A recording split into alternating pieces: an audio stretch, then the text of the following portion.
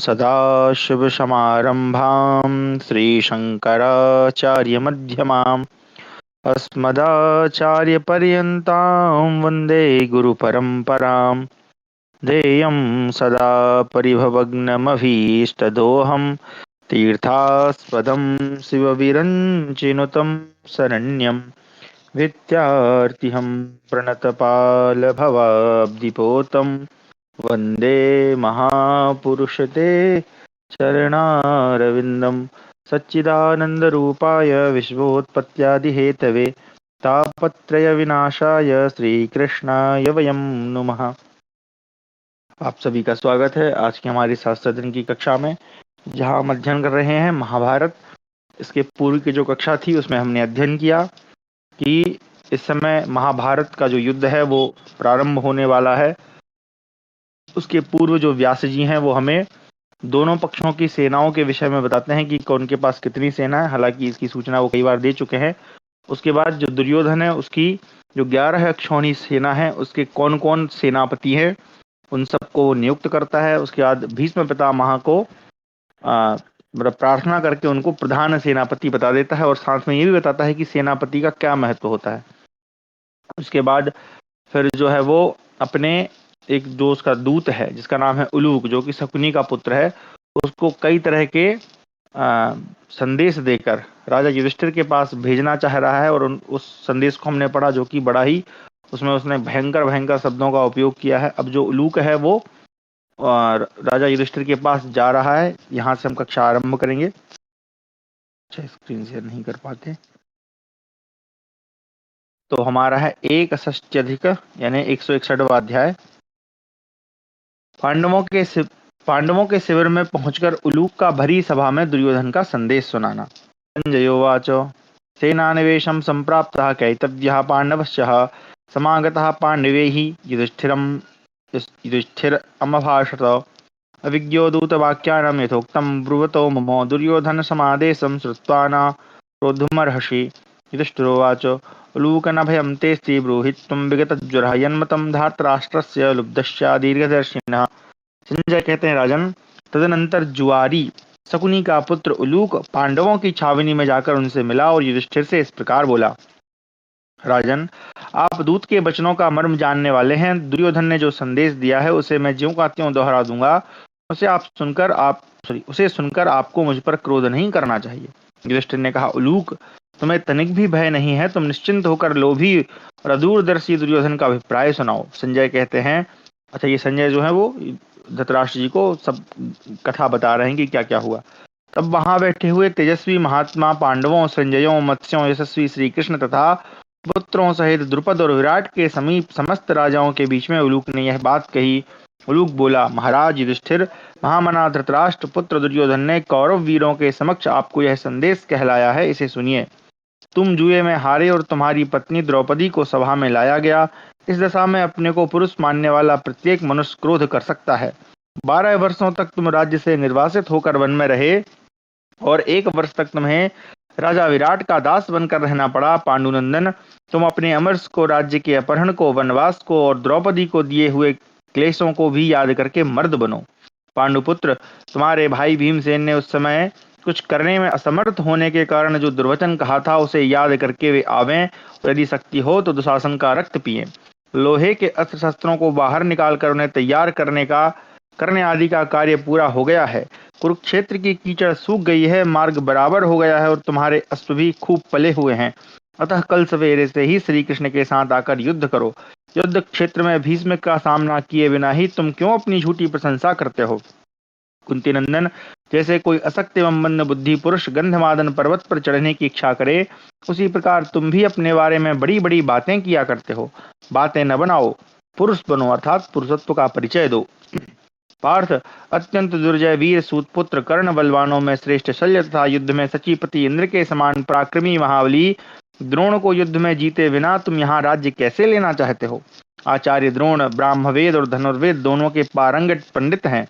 वे युद्ध का भार वहन करने में समर्थ, अक्षोभ्य, सेना के मध्य में विचरने वाले तथा संग्राम भूमि में कभी पीछे न हटने वाले हैं। पार्थ, तुम उन्हीं महातेजस्वी द्रोण को जो जीतने की इच्छा करते हो वह व्यर्थ दुस्साहस मात्र है। वायु ने कभी सुमेरु पर्वत को उखाड़ फेंका हो, यह कभी हमारे सुनने में नहीं आया। तुम जैसा मुझसे कहते हो वैसा यदि संभव हो जाए तब तो वायु भी सुमेरु पर्वत को उठा ले, स्वर्गलोक पृथ्वी पर गिर पड़े अथवा युग ही बदल जाए। जीवित रहने की इच्छा वाला कौन ऐसा हाथी सवार, घुड़सवार अथवा रथी है जो इन शत्रुमर्दन द्रोण से भिड़कर कुशल पूर्वक अपने घर को लौट सके। भीष्म और द्रोण ने जिसे मारने का निश्चय कर लिया हो अथवा जो युद्ध में इनके भयंकर अस्त्रों से छू गया हो, ऐसा कौन भूतल निवासी जीवित बच सकता है। जैसे देवता स्वर्ग की रक्षा करते हैं, उसी प्रकार पूर्व, पश्चिम, दक्षिण और उत्तर दिशाओं के नरेश तथा काम्बोज, शक, खस, साल्व, मत्स्य, कुरु और मध्य प्रदेश के सैनिक एवं म्लेच्छ, पुलिंद, द्रवण, आंध्र, कांची देशीय योद्धा जिस सेना की रक्षा करते हैं, जो देवताओं की सेना के समान दुर्धर्ष एवं संगठित है, कौरवराज की समुद्र तुल्य सेना को तुम कूप मंडूक की भांति अच्छी तरह नहीं समझ पाते। अल्प बुद्धि मूढ़ युधिष्ठिर, जिसका वेग युद्ध काल में गंगा के वेग के समान बढ़ जाता है, जिसे पार करना असंभव है, नाना प्रकार के जन समुदाय से भरी हुई मेरी उस विशाल वाहिनी के साथ गज सेना के बीच में खड़े हुए मुझ दुर्योधन के साथ भी तुम युद्ध की इच्छा कैसे रखते हो। धर्मपुत्र राजा युधिष्ठिर से ऐसा कहकर उलूक अर्जुन की ओर मुड़ा और तत्पश्चात उनसे भी इस प्रकार कहने लगा, अर्जुन, बातें न बनाकर युद्ध करो, क्यों आत्म प्रशंसा करते हो। विभिन्न प्रकारों से युद्ध करने पर ही राज्य की सिद्धि हो सकती है। झूठी आत्म प्रशंसा करने से इस कार्य में सफलता नहीं मिल सकती। धनंजय, यदि जगत में अपनी झूठी प्रशंसा करने से ही अभीष्ट कार्य की सिद्धि हो जाती तब तो सब लोग सिद्ध काम हो जाते, क्योंकि बातें बनाने में कौन दरिद्र और दुर्बल होगा। मैं जानता हूं कि तुम्हारे सहायक श्री कृष्ण हैं, मैं यह भी जानता हूं कि तुम्हारे पास 4 हाथ लंबा गांडीव धनुष है, तथा मुझे यह भी मालूम है कि तुम्हारे जैसा दूसरा कोई योद्धा नहीं। यह सब जानकर भी मैं तुम्हारे इस राज्य का अपहरण करता हूं। कोई भी मनुष्य नाम मात्र के धर्म द्वारा राज्य नहीं पाता, केवल विधाता ही मानसिक संकल्प मात्र से सबको अपने अनुकूल और अधीन कर लेता है। तुम रोते बिलखते रह गए, मैंने 13 वर्षों तक तुम्हारा राज्य भोगा। अब भाइयों सहित तुम्हारा वध करके आगे भी मैं ही राज्य का शासन करूंगा। दास अर्जुन, जब तुम लोग जुए के दांव पर जीत लिए गए, उस समय तुम्हारा गांडीव धनुष कहाँ था। भीमसेन का बल भी उस समय कहाँ चला गया था। गदाधारी भीमसेन अथवा गांडीवधारी अर्जुन से भी उस समय सती साध्वी द्रौपदी का सहारा लिए बिना तुम लोगों का दास भाव से उद्धार न हो सका। तुम सब लोग अमनुष्योचित दीन दशा को प्राप्त हो दास भाव में स्थित थे। उस समय उस द्रुपद कुमारी कृष्णा ने ही दासता के संकट में पड़े हुए तुम सब लोगों को छुड़ाया था। मैंने जो उन दिनों तुम लोगों को नपुंसक कहा था वह ठीक ही निकला, क्योंकि अज्ञातवास के समय विराट नगर में अर्जुन को अपने सिर पर स्त्रियों की भांति बेड़ी धारण करनी पड़ी। कुंती कुमार, तुम्हारे भाई भीमसेन को राजा विराट के रसोई घर में रसोइये के काम में ही संलग्न रहकर जो भारी श्रम उठाना पड़ा, वह सब मेरा ही पुरुषार्थ है। इसी प्रकार सदा से ही क्षत्रियों ने अपने विरोधी क्षत्रियों को दंड दिया है, इसलिए तुम्हें भी सिर पर बेणी रखाकर और नपुंसकों सा वेश बनाकर राजा विराट की कन्या को नचाने का काम करना पड़ा। फाल्गुन, श्री कृष्ण के या तुम्हारे भय से मैं राज्य नहीं लौटाऊंगा। तुम श्री कृष्ण के साथ आकर युद्ध करो। माया, इंद्रजाल अथवा भयानक छलना संग्राम भूमि में हथियार उठाए हुए मुझ दुर्योधन के क्रोध और सिंहनाद को ही बढ़ाती है, मुझे भयभीत नहीं कर सकती। हजारों श्री कृष्ण और सैकड़ों अर्जुन भी अमोघ बाण वाले मुझ वीर के पास आकर दसों दिशाओं में भाग जाएंगे। तुम भीष्म के साथ युद्ध करो या सिर से पहाड़ फोड़ो या सैनिकों के अत्यंत गहरे महासागर को दोनों बाहों से तैरकर पार करो। हमारे सैन्य रूपी महासमुद्र में कृपाचार्य महामत्स्य के समान है। विविंसति उसके भीतर रहने वाला महासर्प है, बृहद्बल उसके भीतर उठने वाले महान ज्वार के समान है। भूरिस्त्रिपा तिमिंगल नामक मत्स्य के स्थान में है। भीष्म उसके असीम वेग हैं। द्रोणाचार्य रूपी ग्राह के होने से सैन्य सागर में प्रवेश करना अत्यंत दुष्कर है। कर्ण और शल्य मत्स्य तथा आवर्त यानी भंवर का काम करते हैं और काम्बोज राज सुदक्षिण इसमें बड़वानल है। दुशासन इसके तीव्र प्रवाह के समान है। सल और शल्य मत्स्य हैं। सुसेन और चित्रायुध नाग और मकर के समान है। जयद्रथ पर्वत है। पुरुमित्र उसकी गंभीरता है। दुर्मर्शन जल और शकुनी प्रपात यानी झरने का काम देता है। भांति भांति के शास्त्र सैन्य सागर के जल प्रवाह हैं। यह अक्षय होने के साथ ही खूब बड़ा हुआ है। इसमें प्रवेश करने पर अधिक श्रम के कारण जब तुम्हारी चेतना नष्ट हो जाएगी, तुम्हारे समस्त बंधु मार दिए जाएंगे, उस समय तुम्हारे मन को बड़ा संताप होगा। पार्थ, जैसे अपवित्र मनुष्य का मन स्वर्ग की ओर से निवृत्त हो जाता है, उसी प्रकार उसके लिए स्वर्ग की प्राप्ति असंभव है। उसी प्रकार तुम्हारा मन भी उस समय इस पृथ्वी के राज्य शासन से निराश हो निवृत्त हो जाएगा। अर्जुन, शांत होकर बैठ जाओ। राज्य तुम्हारे लिए अत्यंत दुर्लभ है। जिसने तपस्या नहीं की वह जैसे स्वर्ग पाना चाहे, उसी प्रकार तुमने भी राज्य की अभिलाषा की है। इस प्रकार 161वां अध्याय समाप्त हुआ। 162वां अध्याय। पांडव पक्ष की ओर से दुर्योधन को उसके संदेश का उत्तर। संजयोवाच उल्लूकस्त्वमर्जुनं भूयो यथोक्तं वाक्यमब्रवीत् आसी विषमिव क्रुद्धं तुदनवाक्यशलाकया तस्य तद्वचनं श्रुत्वा ऋषतः पांडवाः भृशं प्रागेव भृशंक्रुद्धः कैतव्येनापि धर्षितः आसनेषुत्तिष्ठन्तौ बाहुश्च प्रचिक्षुपु आसीविषा क्रुद्धा वीक्षांचक्रुः परस्परम्। संजय कहते हैं, राजन उलूक ने विषधर सर्प के समान क्रोध में भरे हुए अर्जुन को अपने बागवाणों से और भी पीड़ा देते हुए दुर्योधन की कही हुई सारी बातें कह सुनाई। उनकी बात सुनकर पांडवों को बड़ा रोष हुआ। एक तो वे पहले से ही अधिक क्रुद्ध थे, दूसरे जुआरी शकुनी के बेटे ने भी उनका बड़ा तिरस्कार किया। वे अपने आसनों से उठकर खड़े हो गए और अपनी भुजाओं को इस प्रकार हिलाने लगे मानो प्रहार करने के लिए उद्यत हों। वे विषैले सर्पों के समान अत्यंत कुपित हो एक दूसरे की ओर देखने लगे। भीमसेन ने फुफकारते हुए विषधर नाग की भांति लंबी सांसें खींचते हुए सिर नीचे किए लाल नेत्रों से भगवान श्री कृष्ण की ओर देखा। वायुपुत्र भीम को क्रोध से अत्यंत पीड़ित और आहत देख श्री कृष्ण ने उलूक से मुस्कुराते हुए कहा, ज्वारी शकुनी के पुत्र उलूक, तू शीघ्र लौट जा और दुर्योधन से कह दे, पांडवों ने तुम्हारा संदेश सुना और उसके अर्थ को समझकर स्वीकार किया। युद्ध के विषय में जैसा तुम्हारा मत है वैसा ही हो। नृपश्रेष्ठ, ऐसा कहकर महाबाहु के शव ने पुनः परम बुद्धिमान राजा युधिष्ठिर की ओर देखा। फिर उलूक ने भी समस्त संजय वंशी क्षत्रिय समुदाय श्री कृष्ण पुत्रों सहित द्रुपद और विराट के समीप जाकर राजाओं की मंडली में शेष बातें कहीं। उसने विषधर सर्प के सदृश कुपित हुए अर्जुन को पुनः अपने बागवानों से पीड़ा देते हुए दुर्योधन की कही हुई सब बातें कह सुनाई। साथ ही श्री कृष्ण आदि अन्य सब लोगों से कहने के लिए भी उसने जो जो संदेश दिए थे उन्हें भी सबको यथावत रूप से सुना दिया। उलूक के कहे हुए उस पापपूर्ण दारुण वचन को सुनकर कुंती पुत्र अर्जुन को बड़ा क्षोभ हुआ। उन्होंने हाथ से ललाट का पसीना पोंछा। एक मिनट उसका देखूं, चाप पे मार जाए तो ठीक है। नरेश्वर, अर्जुन को उस अवस्था में देखकर राजाओं की वह समिति तथा पांडव महारथी सहन न कर सके। राजन, महात्मा अर्जुन तथा श्री कृष्ण के प्रति आक्षेप पूर्ण वचन सुनकर वे पुरुषसिंह सूरवीर क्रोध से जल उठे।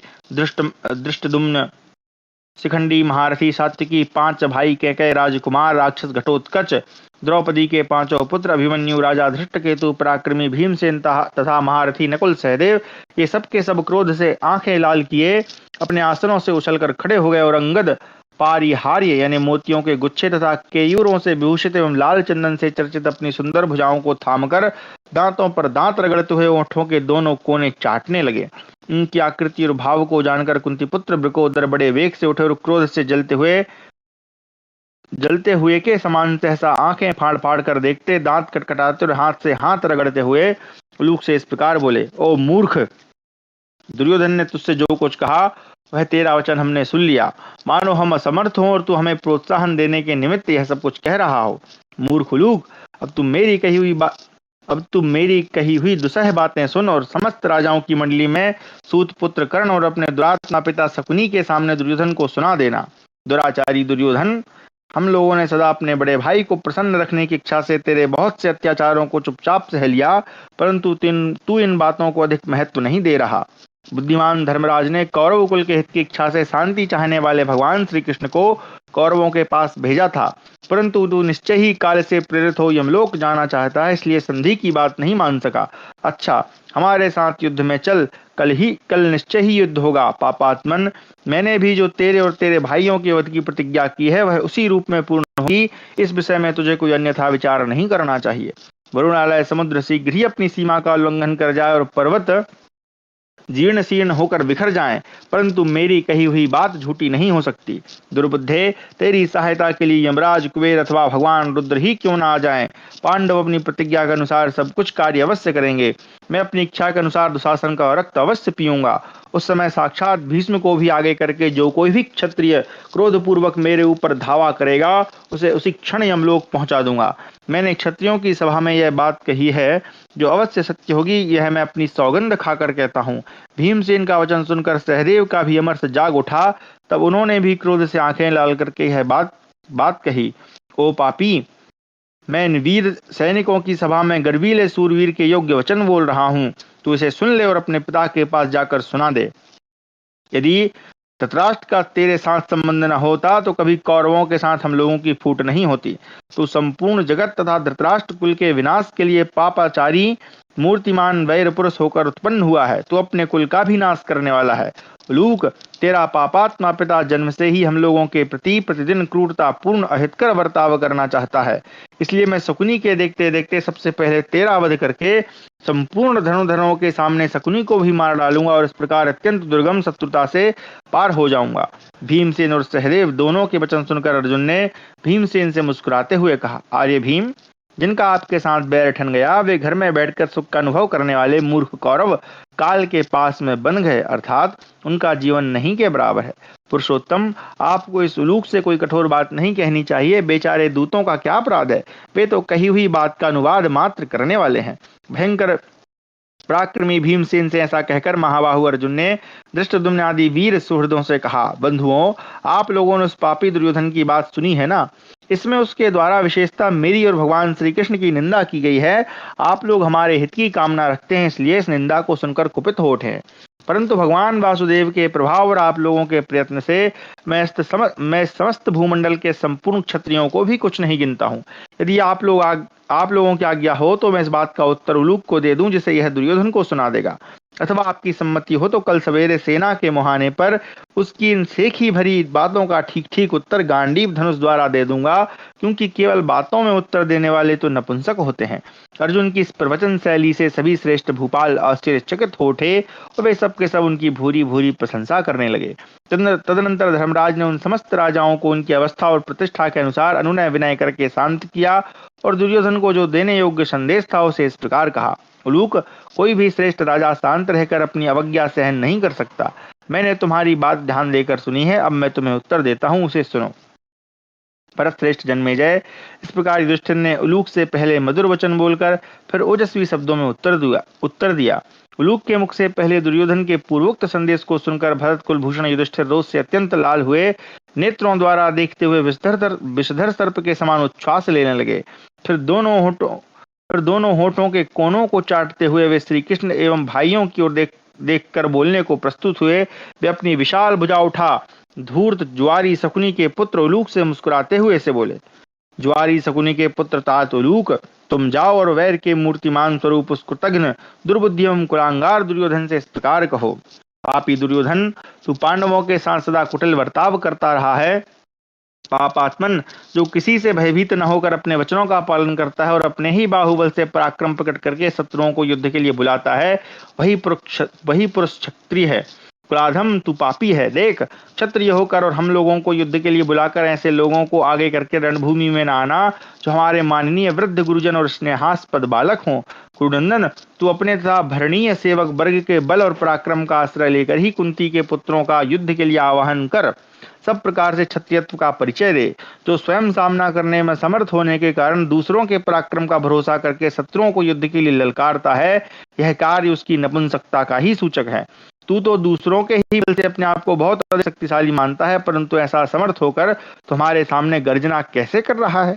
तत्पश्चात भगवान श्री कृष्ण ने कहा, उलूक, इसके बाद तू दुर्योधन से मेरी यह बात भी कह देना, दुर्मते, अब कल तू ही रणभूमि में आ जा और अपने पुरुषत्व का परिचय दे। मूढ़, तू जो यह समझता है कि कुंती के पुत्रों ने श्री कृष्ण से सारथी बनने का अनुरोध किया है अतः ये भी युद्ध नहीं करेंगे, संभवतः इसलिए तू मुझसे डर नहीं रहा। परंतु याद रख, मैं चाहूं तो इन संपूर्ण नरेशों को अपनी क्रोधाग्नि से उसी प्रकार भस्म कर सकता हूं जैसे आग घास फूस को जला डालती है, किंतु युद्ध के अंत तक मुझे ऐसा करने का अवसर न मिले, यही मेरी इच्छा है। राजा युधिष्ठिर के अनुरोध से मैं जितेंद्रिय महात्मा अर्जुन के युद्ध करते समय उसके सारथी का काम अवश्य करूंगा। अब तू यदि तीनों लोकों से ऊपर उड़ जाए अथवा धरती में समा जाए तो भी तू जहां जाएगा वहां कल प्रातः काल अर्जुन का रथ पहुंचा हुआ देखेगा। इसके सिवा तू जो भीमसेन की कही हुई बातों को व्यर्थ मानने लगा है, यह ठीक नहीं है। तू आज ही निश्चित रूप से समझ ले कि भीमसेन ने दुशासन का रक्त पी लिया। तू पांडवों के विपरीत कटुभाषण करता जा रहा है, परंतु अर्जुन, राजा युधिष्ठिर, भीमसेन तथा नकुल सहदेव तुझे कुछ भी नहीं समझते हैं। इस प्रकार हमारा 162वां अध्याय समाप्त हुआ। 163वां अध्याय पांचों पांडवों विराट, द्रुपद, शिखंडी और धृष्टद्युम्न का संदेश देकर उलूक को लौटाना और उलूक की बात सुनकर दुर्योधन का सेना को युद्ध के लिए तैयार होने का आदेश देना। संजयोवाच दुर्योधनस्य तद्वाक्यं निशम्य भरतर्षभा नेत्राभ्यामदिताम्राभ्यां कैतव्यं समुदेक्षिता सकेशमभिप्रेक्ष्य गुडाकेशो महायशा अभ्यभासत कैतव्यं प्रगृह्य विपुलं भुजं स्ववीर्यं यः समाश्रित्य समाहवयति वै परान् अभीतो युध्यते शत्रून् स वै पुरुष उच्यते। संजय कहते हैं, भरतश्रेष्ठ, दुर्योधन के पूर्वोक्त वचन को सुनकर महायशस्वी अर्जुन ने क्रोध से आंखें लाल करते हुए शकुनी कुमार उलूक की ओर देखा। तत्पश्चात अपनी विशाल भुजा को ऊपर उठाकर श्री कृष्ण की ओर देखते हुए कहा, जो अपने ही बल पराक्रम का भरोसा करके शत्रुओं को ललकारता है और उनके साथ निर्भय होकर युद्ध करता है, वही पुरुष कहलाता है। जो दूसरों के बल पराक्रम का आश्रय ले शत्रुओं को युद्ध के लिए बुलाता है, वह क्षत्र बंधु असमर्थ होने के कारण लोक में पुरुषाधम कहा गया है। मूढ़, तू दूसरों के पराक्रम से ही अपने को बल पराक्रम से संपन्न मानता है और स्वयं कायर होकर दूसरों पर आक्षेप करना चाहता है। जो समस्त राजाओं में वृद्ध, सबके प्रति हित बुद्धि रखने वाले, जितेंद्रिय तथा महाज्ञानी हैं, उन्हीं पितामह को तू मरण के लिए रण दीक्षा दिलाकर अपनी बहादुरी की बातें करता है। खोटी बुद्धि वाले कुलांगार, तेरा मनोभाव हमने समझ लिया है। तू जानता है कि पांडव लोग दयावश गंगानंदन भीष्म का वध नहीं करेंगे। धृतराष्ट्र पुत्र, तू जिनके पराक्रम का आश्रय लेकर बड़ी बड़ी बातें बनाता है, उन पितामह भीष्म को ही मैं सबसे पहले तेरे समस्त धनुर्धरों के देखते देखते मार डालूंगा। लूक, तू भरतवंशियों के यहाँ जाकर धृतराष्ट्र पुत्र दुर्योधन से कह दे कि सब्यसाची अर्जुन ने बहुत अच्छा कहकर तेरी चुनौती स्वीकार कर ली है। आज की रात बीतते ही युद्ध आरंभ हो जाएगा। सत्य प्रतिज्ञ और महान शक्तिशाली भीष्म जी ने कौरव सैनिकों के बीच में उनका हर्ष बढ़ाते हुए जो यह कहा था कि मैं संजय वीरों की सेना तथा सार्व देश के सैनिकों का भी संहार कर डालूंगा। इन सब के मरने का भार मेरे ही ऊपर है। दुर्योधन, मैं द्रोणाचार्य के बिना भी संपूर्ण जगत का संहार कर सकता हूं, अतः तुम्हें पांडवों से कोई भय नहीं।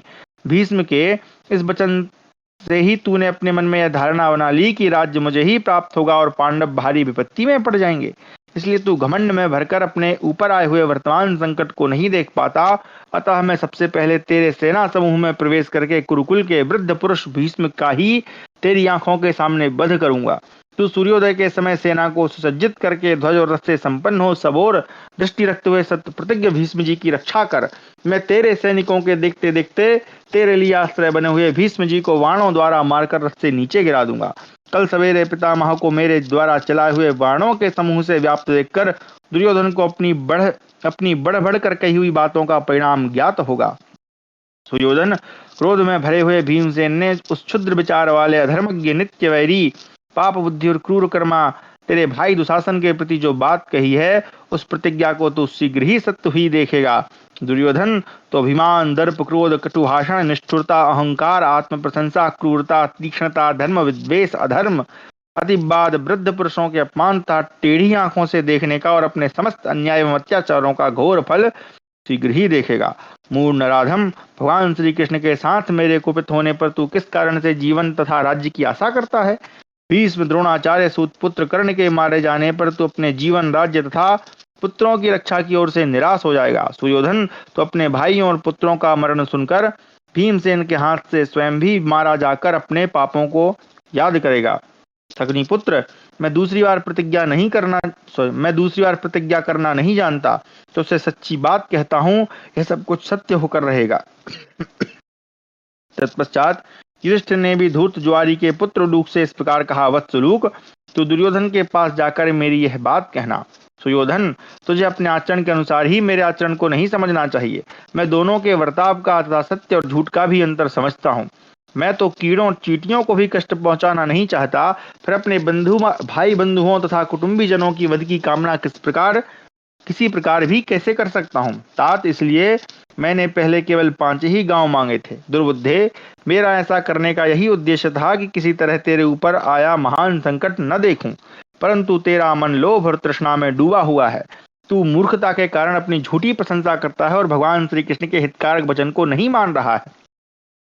अब इस समय अधिक कहने से क्या लाभ? तो अपने भाई बंधुओं के साथ आकर युद्ध कर। लूक, तू मेरा अप्रिय करने वाले दुर्योधन से कहना, तेरा संदेश सुना और उसका अभिप्राय समझ लिया तेरी जैसी इच्छा है वैसा ही हो। तदनंतर भीमसेन ने पुनः राजकुमार उलूक से यह बात कही। उलूक, उस दुर्बुद्धि पापात्मा सटकपटी पापी तथा दुराचारी दुर्योधन से मेरी मेरी यह बात भी कह देना। नराधम, तुझे या तो मरकर गीध के पेट में निवास करना चाहिए या हस्तिनापुर में जाकर छिप जाना चाहिए। मैंने सभा में जो प्रतिज्ञा की है उसे अवश्य सत्य कर दिखाऊंगा। यह बात मैं सत्य की ही शपथ खाकर तुझसे कहता हूँ। मैं युद्ध में दुशासन को मारकर उसका रक्त पी जाऊंगा और तेरे भाइयों को मारकर तेरी जांघें भी तोड़कर ही रहूंगा। सुयोधन, मैं धृतराष्ट्र के सभी पुत्रों की मृत्यु हूँ। तख्तनी तब भंगते वो हत्वा ही तब सो। ठीक है। इसी प्रकार सारे राजकुमारों की मृत्यु का कारण अभिमन्यु होगा, इसमें संशय नहीं। मैं अपने पराक्रम द्वारा तुझे अवश्य संतुष्ट करूंगा। तू मेरी एक बात और सुन ले सुयोधन, तुझे समस्त भाइयों सहित मारकर धर्मराज युधिष्ठिर के देखते देखते मस्तक को पैर से कुचल दूंगा। जन्मेजय, तत्पश्चात नकुल ने भी इस प्रकार कहा। उलूक, तू कुरुकुल कलंक धृतराष्ट्र पुत्र दुर्योधन से कहना, तेरी कही हुई सारी बातें मैंने यथार्थ रूप से सुन ली। कौरव, तू मुझे जैसा उपदेश दे रहा है उसके अनुसार ही मैं सब कुछ करूंगा। राजन, तदनंतर सहदेव ने भी यह सार्थक वचन कहा। महाराज दुर्योधन, आज जो तेरी बुद्धि है वह व्यर्थ हो जाएगी। इस समय हमारे इस महान क्लेश का जो तू हर्षोत्फुल्ल होकर वर्णन कर रहा है, इसका फल यह होगा कि तू अपने पुत्र कुटुंबी तथा बंधुजनों सहित शोक में डूब जाएगा। तदनंतर राजा विराट और द्रुपद ने उलूक से इस प्रकार कहा। उलूक, तू दुर्योधन से कहना, राजन, हम दोनों का विचार सदा यही रहता है कि हम साधु पुरुषों के दास हो जाएं। वे दोनों, हम विराट और द्रुपद दास हैं या अदास, इसका निर्णय युद्ध में जिसका जैसा पुरुषार्थ होगा उसे देखकर किया जाएगा। तत्पश्चात शिखंडी ने उलूक से इस प्रकार कहा। उलूक, सदा पाप में ही तत्पर रहने वाले अपने राजा के पास जाकर तू इस प्रकार कहना। राजन, तू संग्राम में मुझे भयानक कर्म करते हुए देखना। जिसके पराक्रम का भरोसा करके तुम युद्ध में अपनी विजय मानते हो, तुम्हारे उस पितामह को मैं रथ से मार गिराऊंगा। निश्चय ही महामना विधाता ने भीष्म के वध के लिए ही मेरी सृष्टि की है, अतः मैं समस्त धनुर्धरों के देखते देखते भीष्म को मार डालूंगा। इसके बाद धृष्टद्युम्न ने भी कितव कुमार उलूक से यह बात कही। उलूक, तू राजपुत्र दुर्योधन से मेरी यह बात कह देना, मैं द्रोणाचार्य को उसके गणों और बंधु बांधवों सहित मार डालूंगा। मुझे अपने पूर्वजों के महान चरित्र का अनुकरण अवश्य करना चाहिए, अतः मैं युद्ध में वह पराक्रम कर दिखाऊंगा जैसा दूसरा कोई नहीं करेगा। तदनंतर धर्मराज युधिष्ठिर ने करुणावश पर यह महत्वपूर्ण बात कही। राजन, मैं किसी प्रकार भी अपने कुटुंबियों का वध नहीं कराना चाहता, किंतु दुर्बुद्धे, यह सब कुछ तेरे ही दोष से प्राप्त हुआ है। तात उलूक, तेरी इच्छा हो तो शीघ्र चला जा, अथवा तेरा कल्याण हो तो तू यहीं रहे, क्योंकि हम भी तेरे भाई बंधु ही हैं। जन्मेजय, तदनंतर उलूक धर्मपुत्र राजा युधिष्ठिर से विदा ले जहाँ राजा दुर्योधन था वहीं चला गया। वहां आकर उलूक ने अमरशील दुर्योधन को अर्जुन का सारा संदेश ज्यों का त्यों सुना दिया। इसी प्रकार उसने भगवान श्री कृष्ण, भीमसेन, धर्मराज युधिष्ठिर की पुरुषार्थ भरी बातों का भी वर्णन किया। भारत, फिर उसने नकुल, सहदेव, विराट, द्रुपद, धृष्टद्युम्न, शिखंडी, श्री कृष्ण तथा अर्जुन के भी सारे वचनों को ज्यों का त्यों कह दिया। भारत, उलूक का वह कथन सुनकर भरतश्रेष्ठ दुर्योधन ने दुशासन, कर्ण तथा शकुनी से कहा। बंधुओं, राजाओं तथा मित्रों की सेनाओं को आज्ञा दे दो, जिससे समस्त सैनिक कल सूर्योदय से पूर्व ही तैयार होकर युद्ध के मैदान में डट जाएं। पश्चात कर्ण के भेजे हुए दूत बड़ी उतावली के साथ रथों, ऊंट, ऊँटनियों तथा अत्यंत वेगशाली अच्छे घोड़ों पर सवार हो तीव्र गति से संपूर्ण सेनाओं में गए और कर्ण के आदेश के अनुसार सबको राजा की आज्ञा सुनाने लगे कि कल सूर्योदय से पहले ही युद्ध के लिए तैयार हो जाना चाहिए। इस प्रकार हमारा 163वां अध्याय समाप्त हुआ। 164वां अध्याय, पांडव सेना का युद्ध के मैदान में जाना और धृष्टद्युम्न के द्वारा योद्धाओं की अपने अपने योग्य विपक्षियों के साथ युद्ध करने के लिए नियुक्ति। संजयोवाच, उलूकस्य वचः श्रुत्वा कुन्तीपुत्रो युधिष्ठिरः सेनां निर्यापयामास धृष्टद्युम्न पुरोगमां पदातिनीं नागवतीं रथनीं अश्ववृन्दिनीं चतुर्विधफलां भीमाम् अकम्पां पृथिवीमिव भीमसेनादिभिर्गुप्ता सार्जुनैश्च महारथैः धृष्टद्युम्नवशां दुर्गां सागरस्तिमितोपमाम्। संजय कहते हैं, राजन, इधर उलूक की बातें सुनकर युधिष्ठिर ने भी धृष्टद्युम्न के नेतृत्व में अपनी सेना का युद्ध के लिए प्रस्थान कराया। उसमें पैदल हाथी रथ और अश्व समूह भी थे। इस प्रकार वह चतुरंगिनी सेना बड़ी भयंकर और पृथ्वी के समान अविचल थी। अर्जुन और भीमसेन आदि महारथी उसकी रक्षा करते थे। वह दुर्गम सेना धृष्टद्युम्न के अधीन थी और प्रशांत एवं स्थिर समुद्र के समान जान पड़ती थी। उसके आगे आगे रण दुर्मत पांचाल राजकुमार महाधनुर्धर धृष्टद्युम्न चल रहे थे, जो सदा आचार्य द्रोण से युद्ध करने की इच्छा रखते थे। वे सारी सेना को अपने पीछे खींच लिए जाते थे। उन्होंने जिस वीर का जैसा बल और उत्साह था, उसका विचार करते हुए अपने रथियों को योग्य प्रतिपक्षी के साथ युद्ध करने का आदेश दिया। अर्जुन को सूतपुत्र कर्ण का और भीमसेन को दुर्योधन का सामना करने के लिए नियुक्त किया। धृष्टकेतु को शल्य से, उत्तमौजा को कृपाचार्य से, नकुल को अश्वत्थामा से, सैव्य को कृतवर्मा से, वृष्णिवंती सात्यकी को सिंधुराज जयद्रथ से और शिखंडी को भीष्म से मुख्यतः युद्ध करने का आदेश दिया। सहदेव को शकुनी का, चेकितान को सल का और द्रौपदी के 5 पुत्रों को त्रिगर्तों का सामना करने के लिए नियत कर दिया। कर्णपुत्र वृषसेन तथा शेष राजाओं के साथ युद्ध करने का काम सुभद्रा कुमार अभिमन्यु को सौंपा, क्योंकि वे उसे युद्ध में अर्जुन से भी अधिक शक्तिशाली समझते थे। इस प्रकार समस्त योद्धाओं का पृथक पृथक और एक साथ विभाजन करके सेनापतियों के प्रति प्रज्वलित अग्नि के समान कांतिमान महाधनुर्धर धृष्टद्युम्न ने द्रोणाचार्य को अपने हिस्से में रखा। उनके मन में युद्ध के लिए दृढ़ निश्चय था। मेधावी धृष्टद्युम्न ने पांडवों की पूर्वोक्त सेनाओं की विधि पूर्वक व्यूह रचना करके उन सबको युद्ध के लिए नियुक्त किया। तत्पश्चात वे पांडवों की विजय के लिए सन्नद्ध होकर सम्रांगण में खड़े हुए। इस प्रकार हमारा 164वां अध्याय समाप्त हुआ। 165वां अध्याय, यहाँ से हमारा रथातिरथ संख्यान पर्व आरंभ होता है। दुर्योधन के पूछने पर भीष्म का कौरव पक्ष के रथियों और अतिरथियों का परिचय देना। धृतराष्ट्रोवाच प्रतिज्ञाते फाल्गुनेन वधे भीष्मस्य संयुगे किम अकुर्वत मे बन्धा पुत्रा दुर्योधनादयः हतमेभिः पश्यामि गांगेयं पितरं रणे वासुदेव सहायेन पार्थेन्द्रधन्वना साचा परिमित प्रज्ञस्तच्छ्रुत्वा पार्थ भाषितं किमुक्तवान् महेश्वासो भीष्मा प्रहर्ताम्बरः। धृतराष्ट्र ने पूछा, संजय, जब अर्जुन ने युद्ध भूमि में भीष्म का वध करने की प्रतिज्ञा कर ली, तब दुर्योधन आदि मेरे मूर्ख पुत्रों ने क्या किया? अर्जुन सुदृढ़ धनुष धारण करते हैं, इसके सिवा भगवान श्री कृष्ण उनके सहायक हैं। अतः मैं रणभूमि में अपने पिता गंगानंदन भीष्म को उनके द्वारा मारा गया ही मानता हूँ। अर्जुन की उस प्रतिज्ञा को सुनकर अमित बुद्धिमान योद्धाओं में श्रेष्ठ महाधनुर्धर भीष्म ने क्या कहा? कौरव कुल का भार वहन करने वाले परम बुद्धिमान पराक्रमी गंगा पुत्र भीष्म ने सेनापति का पद प्राप्त करने के पश्चात युद्ध के लिए कौन सी चेष्टा की?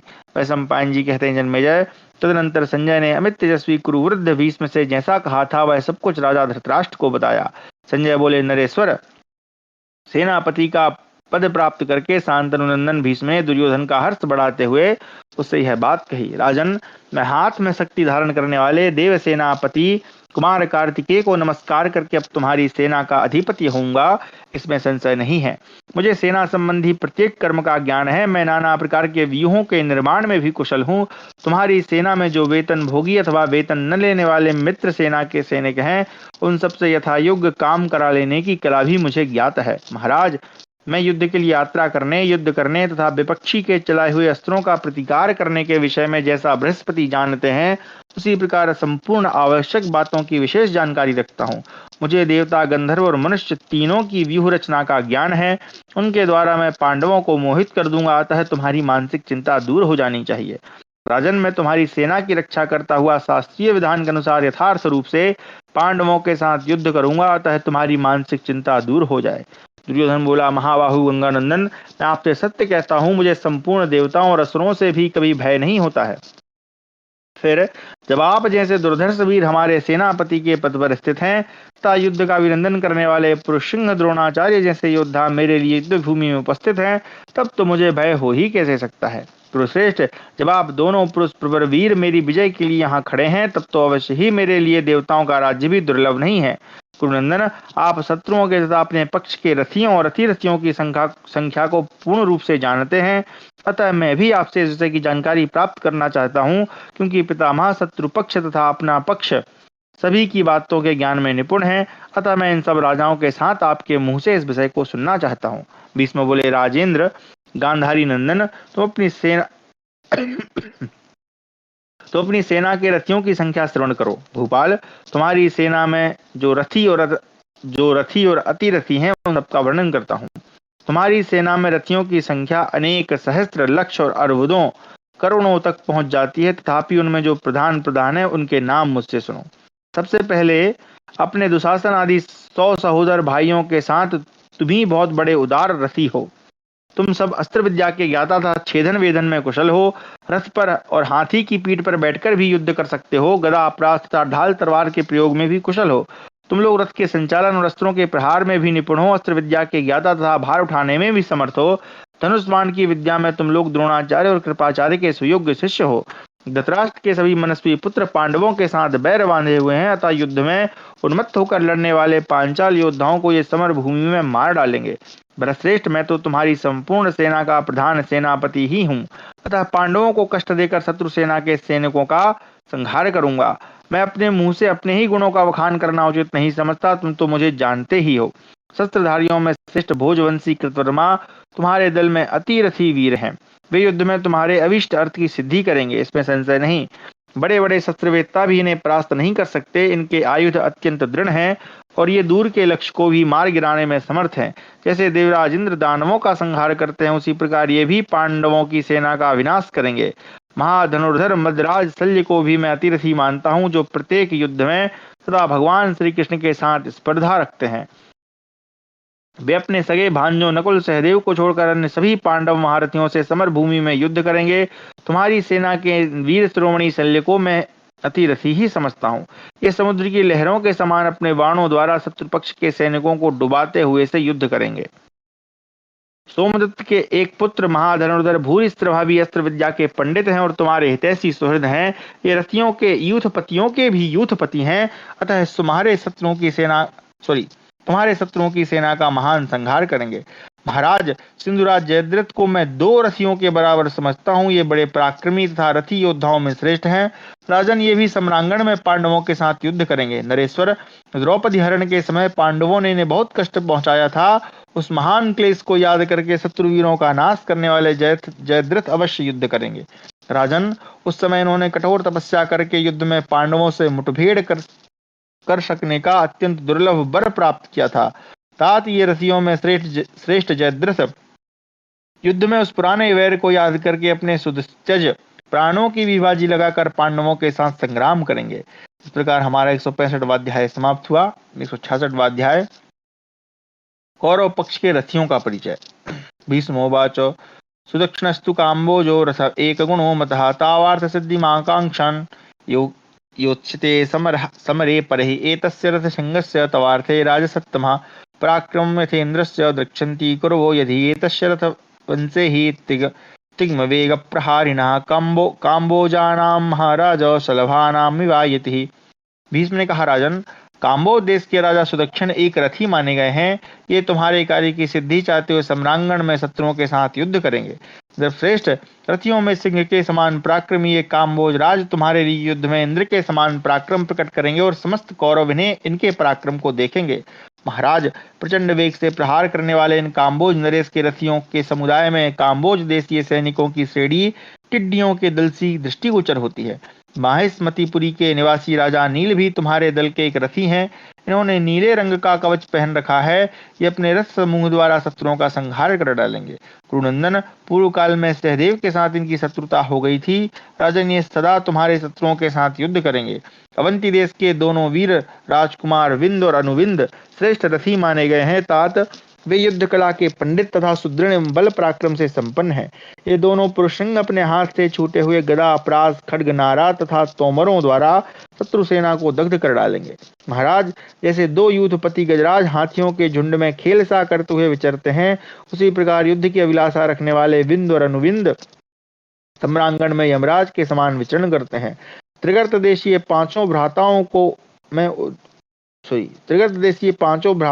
मैं उदार रथी मानता हूँ। विराटनगर में दक्षिण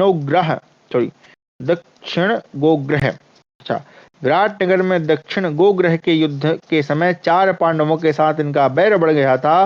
राजेंद्र जैसे ग्रह गुण उत्ताल तरंगों वाली गंगा को मथ डालते हैं, उसी प्रकार ये त्रिगर्त देशीय 500 क्षत्रिय वीर पांडवों की सेना में हलचल मचा देंगे। महाराज, ये 5 भाई रथी हैं और सत्यरथ इनमें प्रधान है। भारत भीमसेन के छोटे भाई श्वेत घोड़ों वाले अर्जुन ने दिग्विजय के समय जो त्रिगर्तों का अप्रिय किया था, उस पहले वैर को याद रखते हुए 5 वीर संग्राम भूमि में मन लगाकर युद्ध करेंगे। ये पांडवों के बड़े बड़े महारथियों के पास जा उन महाधनुर्धर सच्चे शिरोमणि वीरों का संहार कर डालेंगे।